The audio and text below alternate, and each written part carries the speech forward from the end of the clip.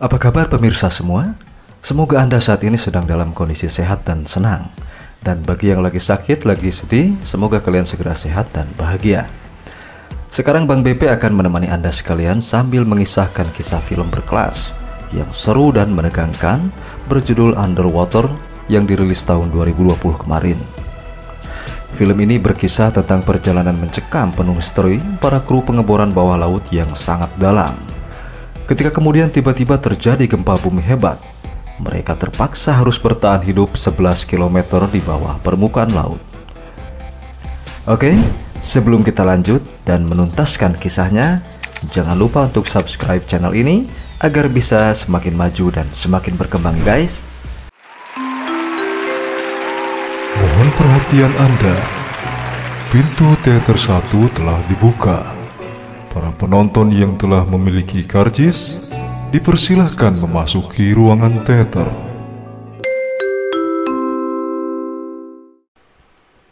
Kisah ini bermula di sebuah pangkalan pengeboran minyak dasar laut terdalam di dunia, yaitu Palung Mariana yang memiliki kedalaman lebih dari 36.000 kaki. Keadaan di sana begitu gelap gulita tanpa ada sinar matahari pemirsa. Pengeboran besar-besaran ini untuk menambang sumber daya alam yang melimpah ruah di sana. Fasilitas pangkalannya sendiri sangat canggih dan modern. Proyek pengeboran raksasa ini memiliki bangunan yang sangat kokoh. Dengan posisi vertikal, disusun banyak sekali dek yang bertingkat-tingkat. Namun bukannya menjulang ke atas, ia malah menghunjam ke bawah sampai dasar laut terdalam. Selain para pekerja, banyak juga terdapat para peneliti. Dan seorang di antaranya adalah Norah Price, sosok ilmuwan wanita yang cerdas, menyukai tantangan dan pemberani. Kehidupan di stasiun bawah laut sangat membosankan, bikin gabut tidak tahu siang atau malam, dan semua penghuninya melalui hari-hari dengan monoton. Itu lagi, terus aja muter. Sampai satu hari ketika Norah sedang ngaso selepas bekerja, mendadak terjadi gempa cukup kuat yang mengejutkannya. Saat dia berjalan hendak memeriksa, air laut tiba-tiba menetes di depannya. Tes. Dan sebelum ia sempat berpikir jauh, tiba-tiba saja dinding besi tebal di lorong stasiun jebol dengan hebat, menyemburkan jutaan liter air laut dalam sekejap akibat kebocoran tekanan. Saat sedang berlari, Norah bertemu Rodrigo Nagenda yang kemudian membantunya menutup pintu sekat kedap air yang rusak. Saat itu banyak kru yang tak bisa menyelamatkan diri tenggelam di sapu air laut. Dan tiba-tiba saja terjadi ledakan. Selang berapa waktu, Norah pun siuman setelah pingsan di hempas ledakan. Dan saat sedang memeriksa, Norah mendengar suara aneh dari luar bangunan. Mereka pun menyusuri lorong dan menemukan sistem perangkat yang masih berfungsi. Tapi sayangnya, kerusakan yang terjadi telah membuatnya tak bisa menghubungi permukaan untuk meminta pertolongan. Kemudian mereka menuju ke dek kapsul evakuasi. Dan di tengah jalan Norah menemukan Paul yang tertimbun neruntuhan dan segera menolongnya.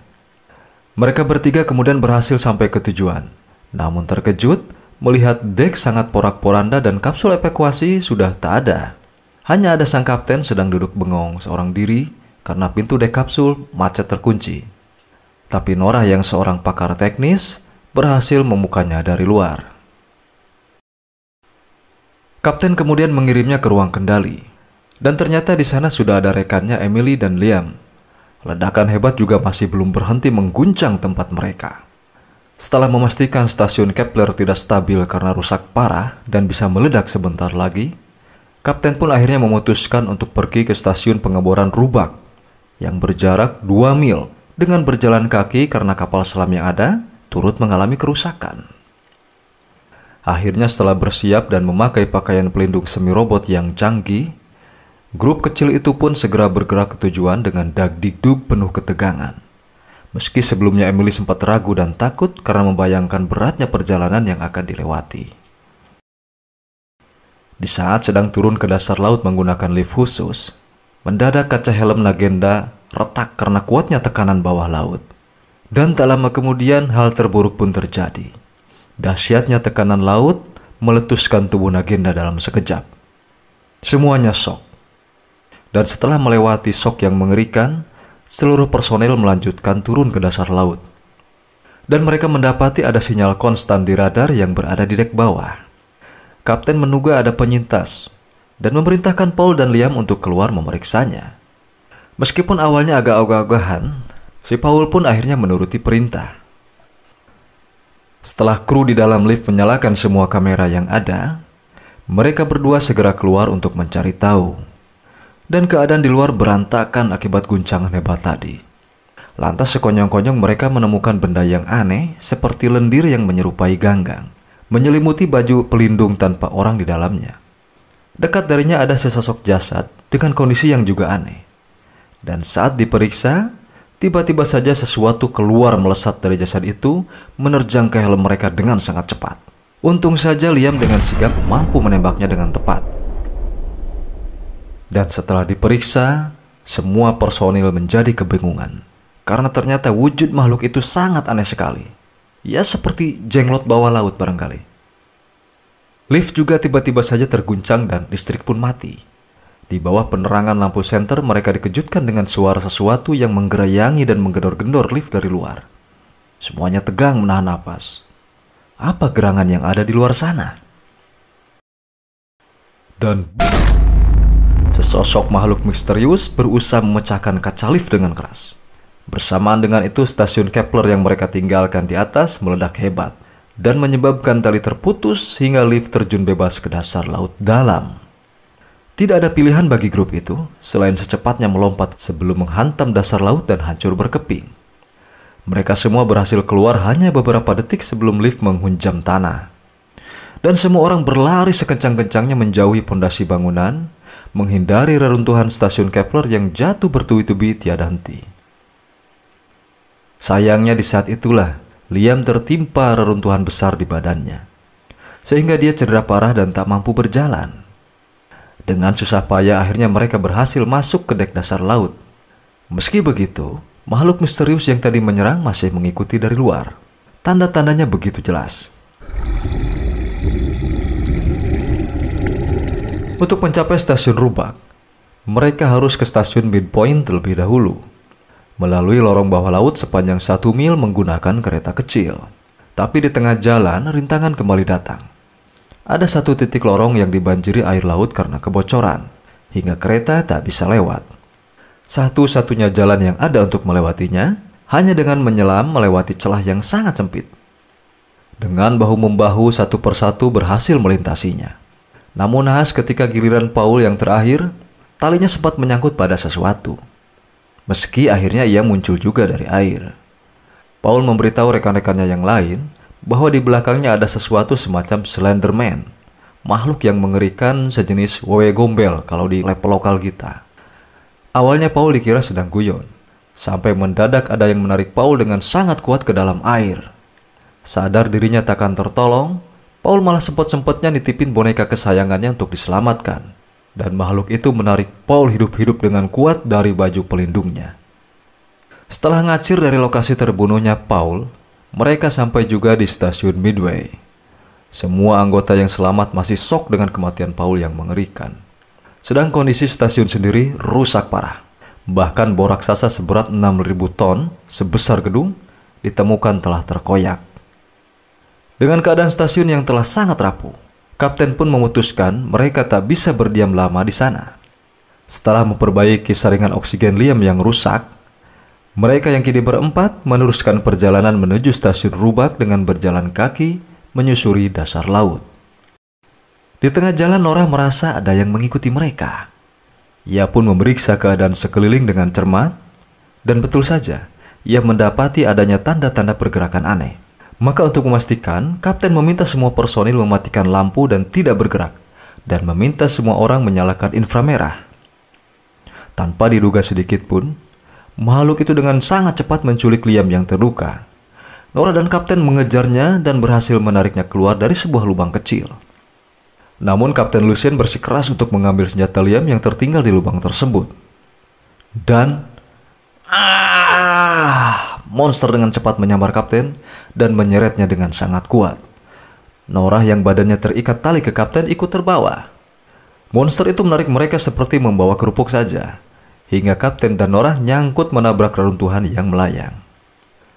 Pada saat Nora hendak menolong Kapten yang terlilit tali, monster itu segera datang menghampiri dan mengincarnya.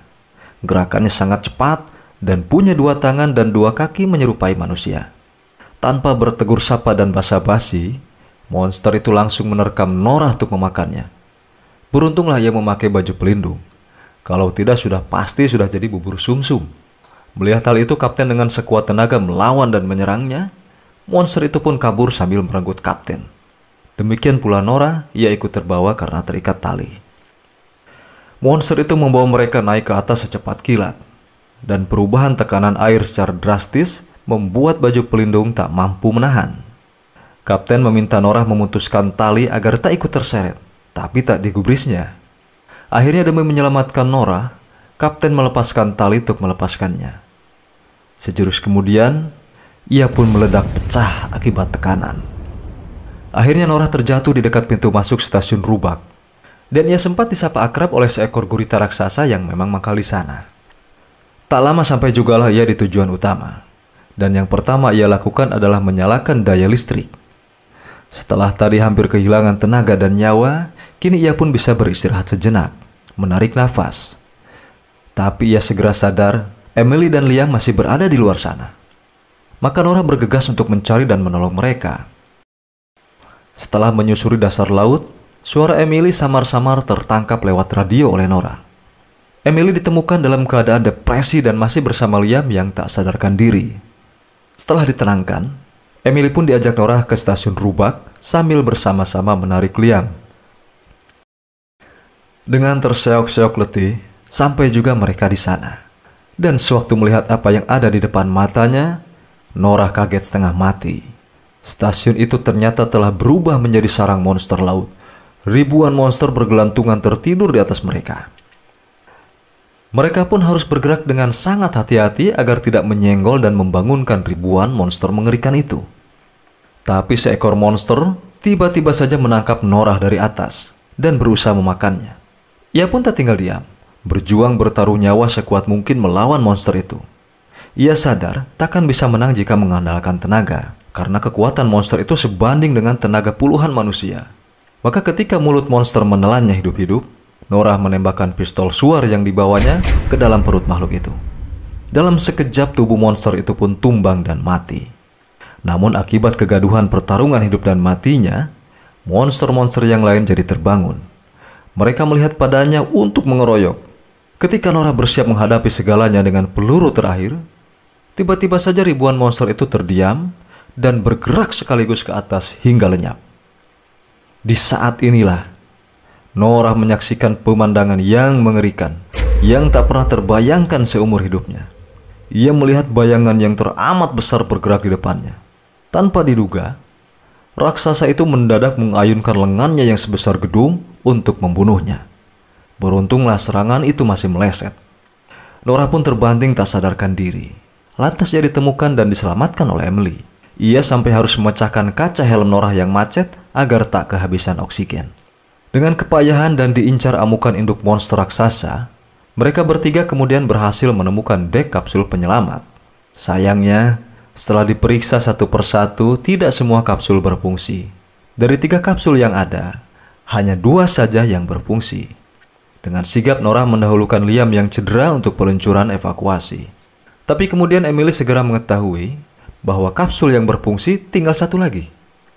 Dia ngotot tidak mau pergi meninggalkan Nora dan memaksa untuk memperbaiki kapsul yang rusak bersama-sama. Karena kondisi sangat genting dan tidak bisa lagi menunda, dengan terpaksa Nora melumpuhkan Emily dengan meninju mukanya. Dan di saat Emily kelenger, ia pun secepatnya meluncurkan kapsul tersebut ke permukaan. Tetapi, monster raksasa itu rupanya pendendam. Dia mengetahui adanya kapsul yang diluncurkan ke permukaan. Dan dia memberi isyarat perintah pada monster-monster kecil yang menempel dan bergelantungan di tubuhnya untuk mengejar kapsul evakuasi Liam dan Emily. Dengan kemampuan dan kecepatannya, dalam waktu singkat kawanan besar monster itu akan mencapai kapsul mereka berdua. Menyaksikan hal ini membuat Nora tak berpikir panjang lagi. Ia segera mengakses terminal inti yang menyimpan energi yang sangat besar yang tertahan. Tujuannya hanya satu saja, yaitu menciptakan ledakan super dahsyat. Nora hanya fokus agar sahabatnya selamat dan raksasa dasar laut ini tidak bisa merusak lagi selamanya. Dan ledakan hebat setara ribuan kali bom nuklir pun tercipta. Stasiun pengemboran terdalam di bumi hancur lebur tak bersisa. Demikian juga dengan monster raksasa beserta puluhan ribu anak-anaknya, lumat tanpa jejak. Emily dan Liam sendiri berhasil selamat dan hidup. Dan berakhirlah kisah film Underwater ini, pemirsa. Semoga Anda semua senang dan terhibur. Silahkan tulis pendapat dan analisa Anda di kolom komentar. Sekian dan sampai jumpa. Merdeka!